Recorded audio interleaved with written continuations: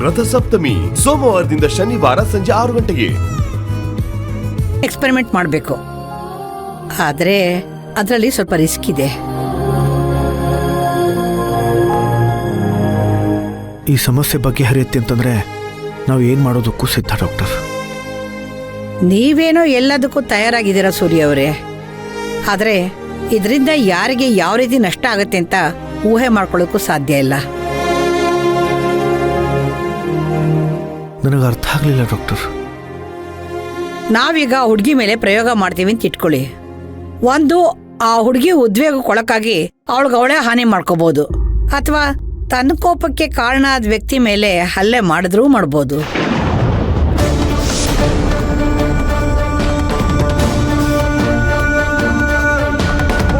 ಅಂದ್ರೆ ಇದು ಸ್ವಲ್ಪ ಅಪಾಯದ ಕೆಲಸನೇ. ನಾವು ಸ್ವಲ್ಪ ಜಾಗರೂಕತೆಯಿಂದ ಕೆಲಸ ಮಾಡಿದ್ರೆ ಅಪಾಯದ ಪ್ರಮಾಣನ ಕಡಿಮೆ ಮಾಡಬಹುದು.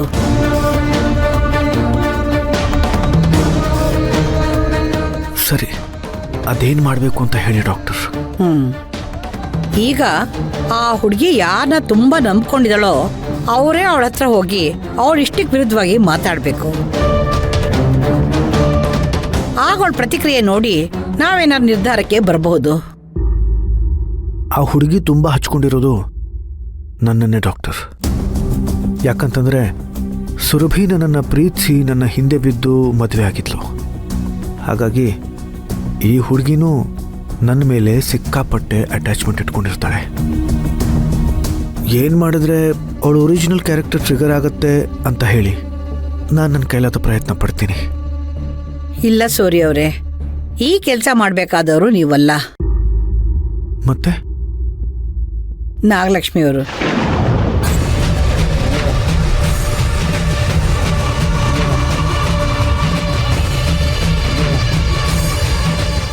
ನಾನಾ?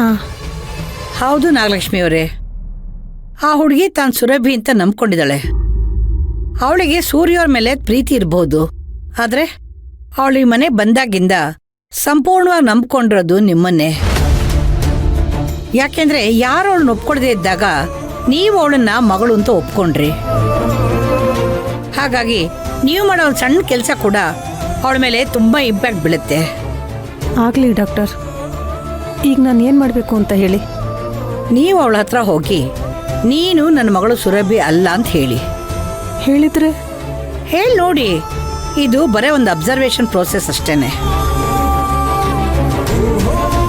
ಅವಳ ಬಿಹೇವಿಯರ್ ಹೇಗೆ ಚೇಂಜ್ ಆಗುತ್ತೆ ಅಂತ ಇದರಿಂದ ನಾವು ಬಹಳ ಸುಲಭವಾಗಿ ಕಂಡುಹಿಡಿಬಹುದು. ಇದರಿಂದ ಮತ್ತೆ ಏನಾದರೂ ಅನಾಹುತ ಆದರೆ? ಅತ್ತೆ, ನಿಮ್ಮ ಜೊತೆ ನಾವಿರ್ತೀವಿ.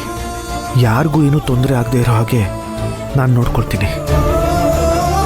ಯಾವುದಕ್ಕೂ ನೀವು ಧೈರ್ಯ ಮಾಡಿ ಹೇಳಿ, ಮಿಕ್ಕಿದ ಆಮೇಲೆ ನೋಡೋಣ. ಬನ್ನಿ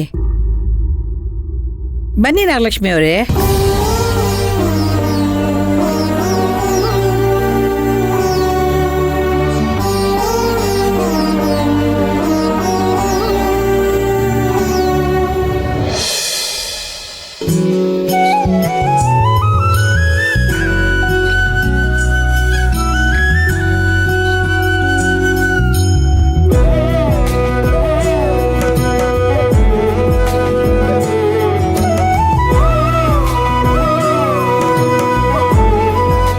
ಏನಪ್ಪ ನಕುಲ, ಏನೋ ಇತ್ತೀಚೆಗೆ ಬರೀ ಮನೆಯಲ್ಲೇ ಕಾಣಿಸ್ಕೊತಾ ಇದೆಯಾ? ಅದೇನೋ ಬಿಸ್ನೆಸ್ ಮಾಡ್ಬೇಕಂತಿದ್ದಲ್ಲ, ಏನಾಯ್ತು? ಅದ್ರ ಪಾಡಿಗೆ ಅದು ನಡೀತಾ ಇದೆ ಅಜ್ಜಿ. ಅದಿರ್ಲಿ, ಏನಕ್ಕೆ ಇದ್ದಕ್ಕಿದ್ದಂತೆ ನನ್ನ ಮೇಲೆ ಇಷ್ಟೊಂದು ಇಂಟ್ರೆಸ್ಟ್ ತೋರಿಸ್ತಾ ಇದೆಯಾ? ಏನು ಸಮಾಚಾರ? ಇಂಟ್ರೆಸ್ಟ್ ಏನಿಲ್ಲ ಬಿಡು. ಅದೇನೋ ಹೇಳ್ತಾರಲ್ಲ, ಗಂಡು ಮಕ್ಕಳು ಕೂತ್ ಕೆಟ್ರಂತೆ, ಹೆಣ್ಮಕ್ಳು ತಿರುಗಿ ಕೆಟ್ರಂತೆ ಅಂತ ಗಾದೆನೇ ಇದೆಯಲ್ಲಪ್ಪ. ನಿಮ್ಮ ಅಕ್ಕ ನೋಡಿದ್ರೆ ಯಾವಾಗಲೂ ಹೊರಗಡೆನೇ ತಿರುಗ್ತಿರ್ತಾಳೆ. ನೀನ್ ನೋಡಿದ್ರೆ 3 ಹೊತ್ತು ಈ ಹಾರ್ಮೋನಿಯಂ ಪೆಟ್ಟಿಗೆ ಇಟ್ಕೊಂಡು ಬಾರಿಸ್ಕೊಂತ ಕೂತಿರ್ತೀಯ. ಅದೇನ್ ಮಾಡ್ತೀಯೋ ಏನೋ ನನಗೊಂದು ಗೊತ್ತಾಗಲ್ಲ. ಅಯ್ಯೋ, ಅದನ್ ಬಿಡಿಯತ್ತೆ. ಇವನ್ ಹೇಗೋ ಜೀವನದಲ್ಲಿ ಒಂದ್ ನೆಲೆ ಕಂಡ್ಕೊಂಡಿದ್ದಾನೆ. ಅವನಿಗೆ ದುಡಿಬೇಕನ್ನೋದೇನಿಲ್ಲ. ಆದ್ರೆ ಶಿವಾನಿ ವಿಷಯ ಹೇಳಿ ಅವಳಿಗೆ ಆದಷ್ಟು ಬೇಗ ಒಂದ್ ಮದ್ವೆ ಮಾಡ್ಬಿಡ್ಬೇಕತ್ತೆ. ಆ ವಿಷಯ ತೆಗಿಬೇಡ ಅಂತ ಹೇಳಿಲ್ಲ. ಈ ವಿಚಾರ ಮಾತಾಡುವಾಗ್ಲೇ ಈ ಮನೇಲಿ ದೊಡ್ಡ ಗಲಾಟೆ ಆಗಿದೆಯಲ್ಲೇ. ನಾನ್ ನಕುಲನ ವಿಷಯ ಯಾಕೆ ಮಾತಾಡ್ತಾ ಇದ್ದೀನಿ ಅಂದ್ರೆ, ಅವನು ಹುಡುಗ ಅಲ್ಲ, ಮದುವೆ ಆಗಿದೆ. ಅವನಿಗೆ ತಂದೆ ಆದಂತ ಒಂದು ಜವಾಬ್ದಾರಿ ಬರ್ಬೇಕಲ್ವಾ? ಕೂತು ತಿನ್ನೋರಿಗೆ ಕುಡಿಕೆ ಹಣ ಆದ್ರೂ ಸಾಲದು ಅಂತ ದೊಡ್ಡವ್ರು ಹೇಳಿಲ್ವಾ?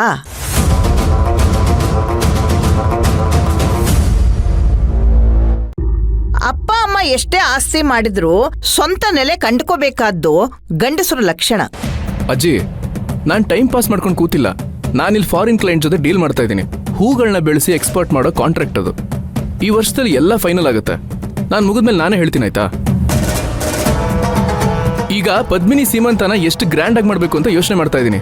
ಇದೇನೋ ಸೀಮಂತ ಕಾರ್ಯನಾ? ಏನು ಹೇಳ್ತಿದ್ಯಾ ನೀನು? ಇದೇನಜ್ಜಿ ಹಿಂಗಂತ್ಯಾ? ಈ ತಿಂಗಳು 28 ಬಂದ್ರೆ ಪದ್ಮಿನಿಗೆ 7 ತಿಂಗಳು ತುಂಬುತ್ತೆ. ಅಷ್ಟರಲ್ಲಿ ಸೀಮಂತ ಮಾಡೋದು ಬೇಡವಾ? ಏ ನಕುಲ, ನಿನ್ಗೆ ಹೊತ್ತು ಗೊತ್ತು ಏನು ಇಲ್ವೇನೋ? ಆ ಸೂರ್ಯವಂಶದವರು ಸೊಸೆನ ಕಳ್ಕೊಂಡು ಒದ್ದಾಡ್ತಾ ಇದ್ದಾರೆ. ಲಲಿತಮ್ಮನವ್ರು ಹೋಗಿ ಇನ್ನೂ 1 ವರ್ಷ ಕೂಡ ಆಗಿಲ್ಲ. ನೀನ್ ಇದ್ದಕ್ಕಿದ್ದಂಗೆ ಇದೆಲ್ಲ ಮಾತಾಡಿದ್ರೆ ಅವ್ರು ಒಪ್ಕೊಳ್ತಾರಾ? ಅವ್ರು ಒಪ್ತಾರೋ ಬಿಡ್ತಾರೋ ಅದು ಆಮೇಲೆ ಮಾತು. ಆದ್ರೆ ಈ ಶಾಸ್ತ್ರ ಸಂಪ್ರದಾಯ ಇದಕ್ಕೊಪ್ಪಬೇಕಲ್ಲ. ಈ ಸೂತ್ಕ ಇದ್ದ ಮನೆಯಲ್ಲಿ ಇಂಥ ಸಂಭ್ರಮದ ಕೆಲಸ ಮಾಡಲ್ಲ ಕಣೋ. ಅಜ್ಜಿ, ಇದನ್ನ ಅವ್ರ ಮನೆ ಫಂಕ್ಷನ್ ಅಂತ ಯಾಕೆ ಮಾಡಬೇಕು? ನಾವು ನಮ್ಮ ಮನೇಲಿ ನಮ್ಮ ಸೊಸೆಗೋಸ್ಕರ ಮಾಡ್ಕೊಳ್ಳೋಣ ಬಿಡಿ. ಇದು ನಮ್ಮನೆ ಫಂಕ್ಷನ್ ಆಗ್ಲಿ. ನೋಡು ನಕುಲ, ಕಾಲಾನುಕಾಲದಿಂದ ಸೀಮಂತ ಮಾಡ್ಬೇಕಾಗಿರೋದು ಹೆಣ್ಣಿನ ಕಡೆಯವರು, ಮಗು ನಾಮಕರಣ ಮಾಡ್ಬೇಕಾಗಿರೋದು ಗಂಡಿನ ಕಡೆಯವರು. ನೀನು ಸುಮ್ನೆ ಇಲ್ದಿರ ತಲೆ ಹರಟೆಲ್ಲ ಮಾಡ್ಬೇಡ. ಇನ್ನು ಯಾವ ಕಾಲದಲ್ಲಿ ಇದೆಯಮ್ಮ ನೀನು? ಈಗ ಗಂಡ ಹೆಂಡತಿ ಇಬ್ರು ಕೆಲ್ಸಕ್ಕೆ ಹೋಗ್ತಾರೆ. ಅಂಥದ್ರಲ್ಲಿ ನೀನು ಗಂಡಿನ ಕಡೆಯವರು ಹೆಣ್ಣಿನ ಕಡೆಯವರು ಅಂತಿದ್ಯಲ್ಲ. ನೀನು ಊರಲ್ಲಿ ಇದ್ದು ಹಳ್ಳಿ ಸಂಪ್ರದಾಯಕ್ಕೆ ಅಂಟ್ಕೊಂಡ್ಬಿಟ್ಟಿದ್ಯಾ. ಅಲ್ಲ, ನಮ್ಮನೆ ಸೊಸೆಗೆ ನಾವು ಉಡಿ ತುಂಬೋದ್ರಲ್ಲಿ ತಪ್ಪೇನಿದೆ? ಹಾಗಲ್ಲಪ್ಪ. ಮೊದಲು ತವ್ರ ಮನೆಯವರು ಉಡಿ ತುಂಬಿಸಿದ್ರೆ ಹೆಣ್ಮಕ್ಳಿಗೆ ಶ್ರೇಯಸ್ ಅಂತಾರೆ.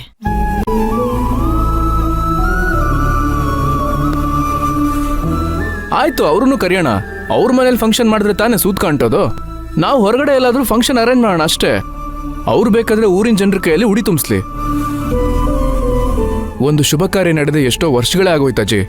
ಪ್ರತಿಯೊಂದು ಶಾಸ್ತ್ರ ಸಂಪ್ರದಾಯಕ್ಕೂ ಒಂದು ಶಾರ್ಟ್ ಕಟ್ ಅಂತ ಇದ್ದೇ ಇರುತ್ತಲ್ವಾ? ನೀವು ಸ್ವಲ್ಪ ಮನ್ಸು ಮಾಡ್ಬೇಕಷ್ಟೇ. ನೋಡು, ಇದ್ರಲ್ಲಿ ನಾನು ಯಾರ ಕಡೆ ಮಾತಾಡಿದ್ರು ಕೆಟ್ಟೋಳಾಗ್ತೀನಿ. ನೀನೊಂದ್ ಕೆಲ್ಸ ಮಾಡು, ನಿನ್ ತಾತನ ಜೊತೆ ಮಾತಾಡು. ಅವ್ರು ಹೆಂಗ್ ಹೇಳ್ತಾರ ಹಂಗೆ. ಅವ್ರು ಒಪ್ಪಿದ್ರೆ ನಂದೇನ್ ಅಭ್ಯಂತರ ಇಲ್ಲಪ್ಪ. ನೋಡಮ್ಮ, ಅವರಿಂದ ಏನು ಉತ್ತರ ಬರುತ್ತೆ ಅನ್ನೋದು ನನಗೆ ಚೆನ್ನಾಗಿ ಗೊತ್ತು. ಅದರಲ್ಲಿ ಇದು ನನ್ನ ಮೊಮ್ಮಗನ ಆಸೆ, ನನ್ನ ಮೊಮ್ಮಗಳ ಸಮಾರಂಭ. ಇದಕ್ಕೆ ಯಾರ ಒಪ್ಪಿಗೆನೂ ಬೇಕಾಗಿಲ್ಲ. ನಕುಲ್ ಹೇಳ್ದಾಗೆ ಶಾಸ್ತ್ರಿಗಳನ್ನ ಕೇಳಿ ಸಮಾರಂಭನ ಹೇಗ್ ಮಾಡಬೇಕು ಏನು ಅಂತ ವಿಚಾರಿಸೋಣ.